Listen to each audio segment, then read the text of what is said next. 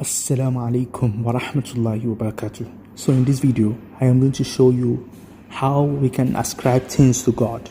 Okay, God is not like a man, even and yet we can ascribe things to God. How is this possible? I'm going to give you two examples from the occasion of Eid. Okay, so Eid al-Adha, Eid al-Fitr, any of them. So now, remember what God asked us to do, that we should slaughter a cow and share it to the community on that day, and everybody's happy, right? And we should wear our best clothes. Well, that is my example right there. How do you ascribe goodness to God, or knowledge, or power, or love, or all those attributes? How do you ascribe them to God? You have not seen God before. So how do you ascribe them to God? The standard position in Islamic orthodoxy is to do Tafwid. Okay, is either you do Tafwid or you do Ta'wil. Okay, but any of them, whether you do Tafwid or Ta'wil, you're not really describing God in reality. Okay, so now what does it now mean to say that God is good, or God is loving, or knowledgeable, or all those things? What is the meaning? This is where these examples that I'm going to give you now matters. So on Eid, you go to the market. What are you looking for when you go to the market? You're looking for the ram or the cow, the best one out there to sacrifice, to slaughter that day. You're looking for the best cow.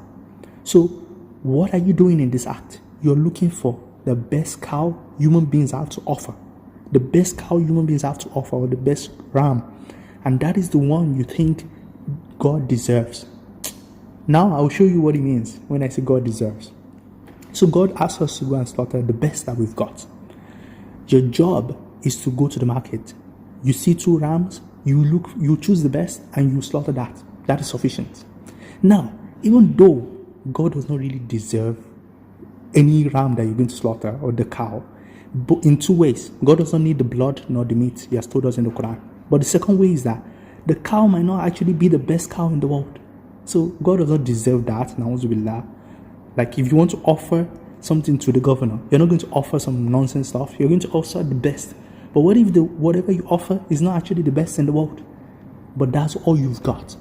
So I'm looking at the entire human being as what is the best that we've got of attributes: goodness, love, knowledge, power, and all those things.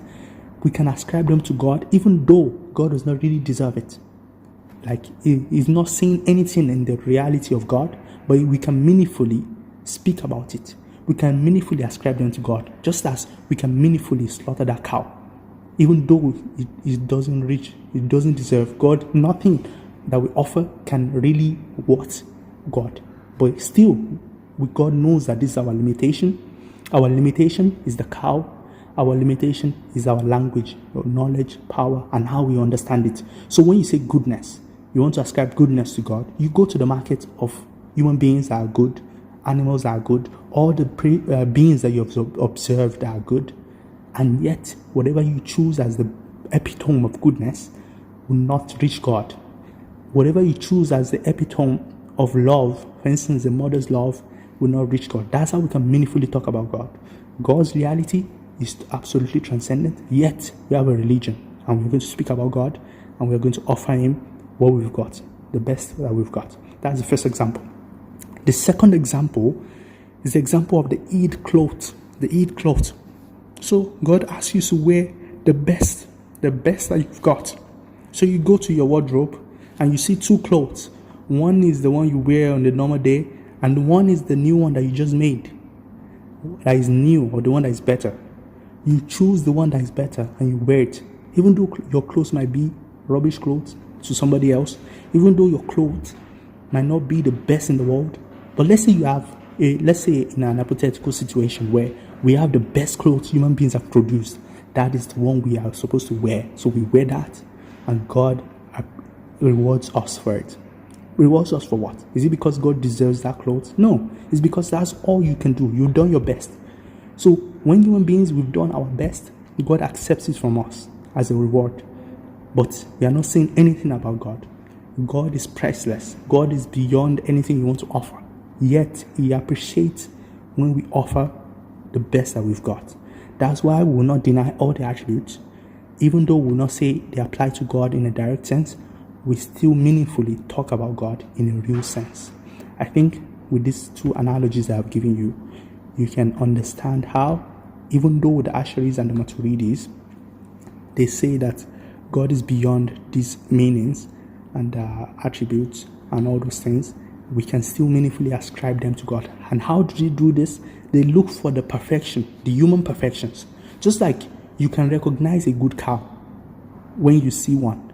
We know that goodness and hate, we know that hate is an attribute that we have, but we don't ascribe it to God. We ascribe the goodness part.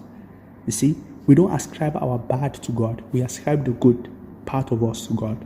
So, but we need to know the limitation of that, and that's how I use this analogy, so that you can still meaningfully understand how you can offer something even though it doesn't reach the target. You have done your job that you're supposed to do, and bi'idhnillah, Allah will accept it from you. Assalamu alaikum wa rahmatullahi wa barakatuh. Let me see what you guys think in the comment section. Bye bye.